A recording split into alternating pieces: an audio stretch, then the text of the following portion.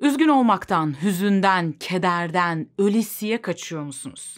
Bir üzülmeye başlarsam sonu gelmez, dağılırım, kendimi kaybederim. O yüzden iyisi mi ben hiç o duyguya girmeyeyim mi diyorsunuz? Ya da yıllardır bir şekilde üzüntüden kaçtım ama sanırım artık bunu yapamayacağım. Zaten uzmanlar da duygularınızı bastırmayın diyorlar ama nasıl yapacağım ki artık hiçbir şey hissedemiyorum diyorsanız yeni başlayanlar için üzüntü rehberi ya da bir başka deyişle duygularla tekrar bağlantıya geçme rehberi bu videoda.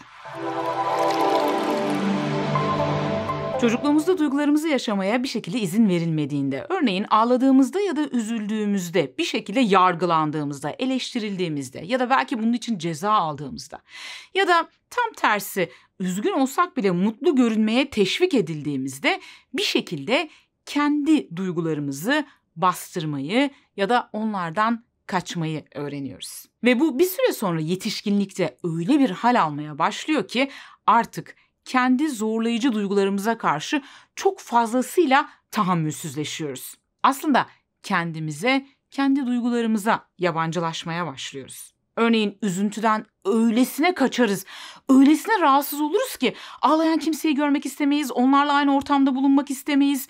Hüzünlü bir yapım ya da film olduğunda derhal ondan kaçarız. Çünkü bu durumdan öylesine rahatsız oluruz ki zannederiz ki bir parça üzülürsek eğer buna katlanamayız, bunu yönetemeyiz, buna dayanamayız. Bu şekilde aslında en başta duyguyu korkunç, atlatılamaz, dayanılamaz şeklinde damgalıyoruz. Oysa üzüntü çoğu zaman geçici, atlatılabilir, baş edilebilir ve en önemlisi de bize en çok şey öğreten, bizi olgunlaştıran ve bilgeleştiren en önemli duygulardan bir tanesidir. Dostoyevski'nin de dediği gibi gerçek bir acı bir aptalı bile zeki bir adam yapabilir. Acıdan öylesine korkarız ki kimi zaman ondan kaçmak için alkol, oyun, aşırı spor, aşırı yemek yeme, aşırı dizi izleme, aşırı alışveriş yapma gibi bir takım dikkat dağıtıcı aktivitelere yöneliriz.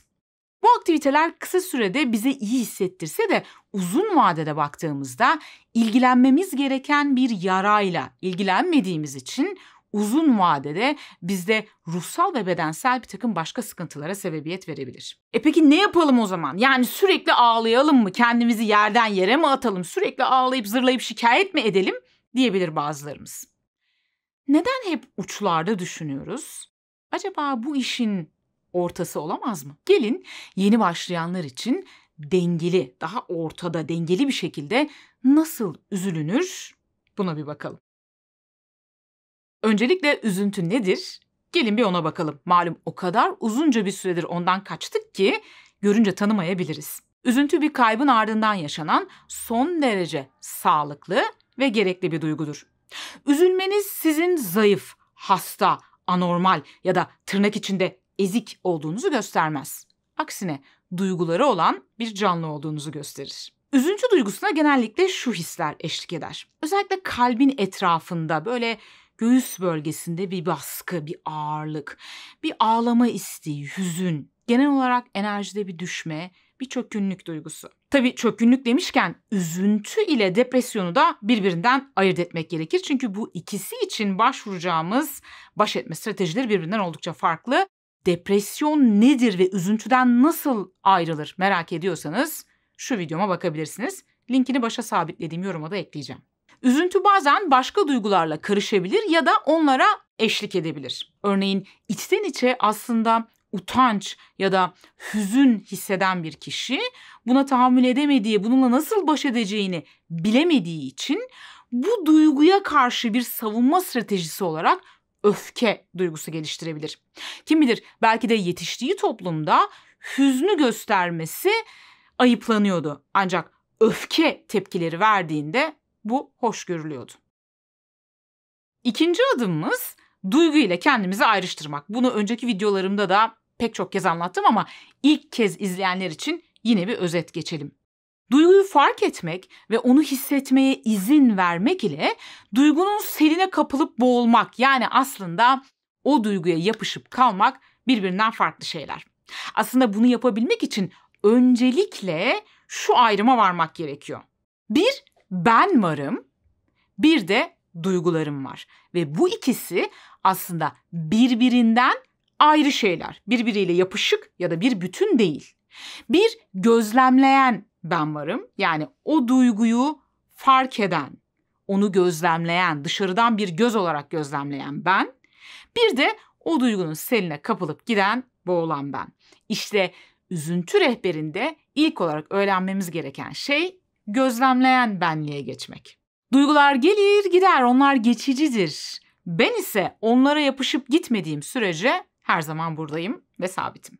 Bu şekilde kendimi duygularımdan ayrıştırabildiğimde, yani kendi duygularıma, düşüncelerime, duyumlarıma, fiziksel hislerime dışarıdan objektif bir göz olarak bakabildiğimde, üzüntü duygusunu kabul etmek ve onunla birlikte oturabilmek daha kolay olacak. Tabii bunu yapabilmek, yani bilişsel ayrışma dediğimiz bu sürece girebilmek için bazı teknikleri uygulamak gerekiyor ki mindfulness bu konuda çok iyidir başlangıç olarak.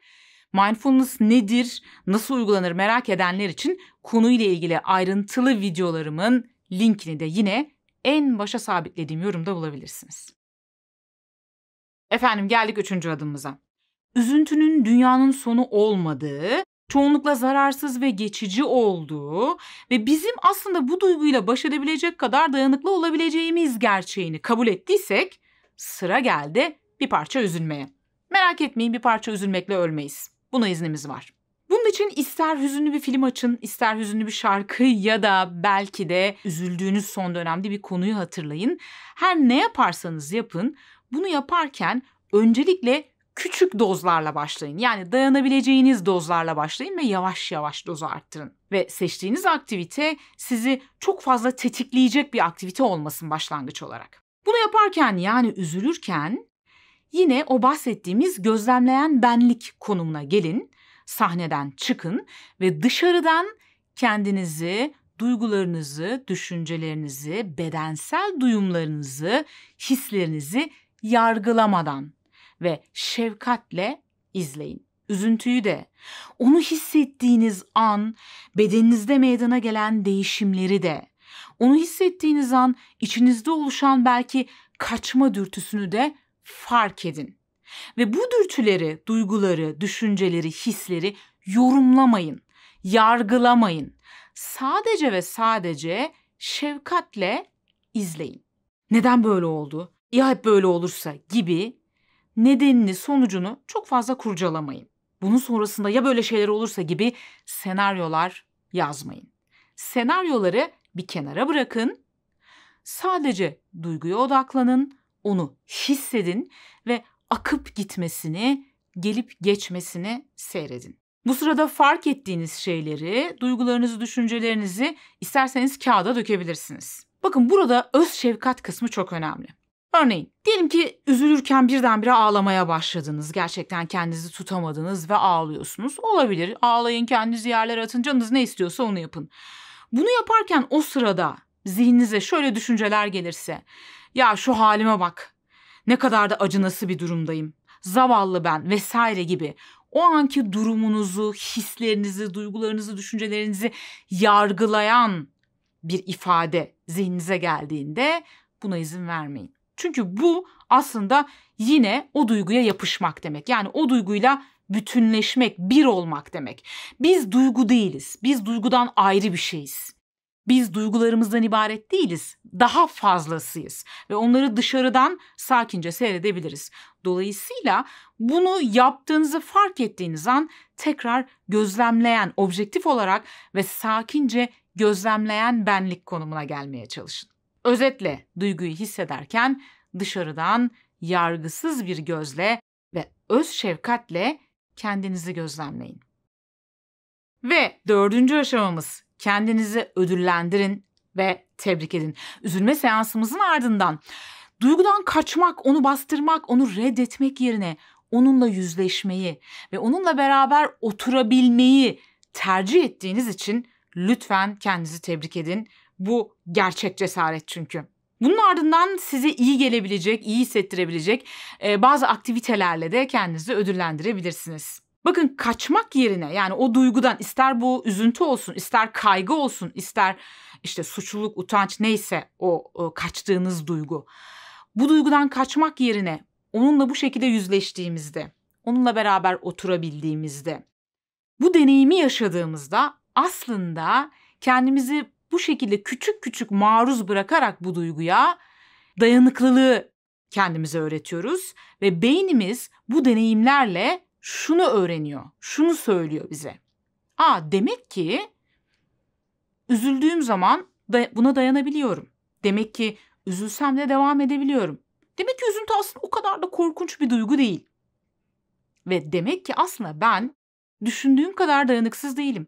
Ben babamı kaybettikten sonra uzunca bir süre cenazelere gidemedim. Taziye evlerine gidemedim. Yakınını kaybeden kişilerle konuşamadım. Bunlar olduğunda çok ciddi biçimde tetikleniyordum ve bu halim beni korkutuyordu. Ya daha beter olursam diyordum. Aradan makul bir süre geçtikten sonra mecburen bazı cenazelere, taziye evlerine gitmek zorunda kaldım. Ve aslında ilk deneyimimden sonra şunu gördüm. Düşündüğüm kadar korkunç olmadı. İlk etapta biraz zorlansam bile aslında sonrasında korktuğum gibi olmadığını gördüm. Ve tabii ben bunu deneyimledikçe bu konudaki özgüvenim daha da arttı. Bunu bir kas gibi düşünün. Yani biz bir şekilde bu kası yavaş yavaş zorladıkça onun dayanıklılığı artmaya başlıyor. Aslında biz bu duygulara izin verip onlarla birlikte oturdukça onlarla baş edebilme gücümüz artacak. Yani bir anlamda aslında kabımız büyüyecek. Tabii bunun için ilk etapta küçük dozlarla başlamak önemli. Yani birdenbire kendimizi gerçekten çok zorlayacak bir deneyimin içerisinde olmayalım. Yavaş yavaş ilerleyelim. Sevgili dostlar, videolarımızda biliyorsunuz ufak bir yaz tatili arası vermiştik. Bu süreçte tatilde okuduğum bir yazıdan esinlendim bu videoyu hazırlarken. Amanda Dodson'ın bir yazısı bu. Yazıyı merak edenler için linkini açıklama kısmına ekleyeceğim. Duyguları fark edebilmek, onlarla baş edebilmek, kendimizi daha yakından tanıyabilmek, kişisel gelişimimizi geliştirebilmek eğer ilgi alanınız içerisindeyse doğru kanaldasınız. Bu kanalda her hafta bu konularla ilgili yepyeni videolar paylaşıyoruz. Eğer bu videolardan haberdar olabilmek istiyorsanız lütfen kanala abone olmayı ve ardından da bildirim zillerini açmayı unutmayın.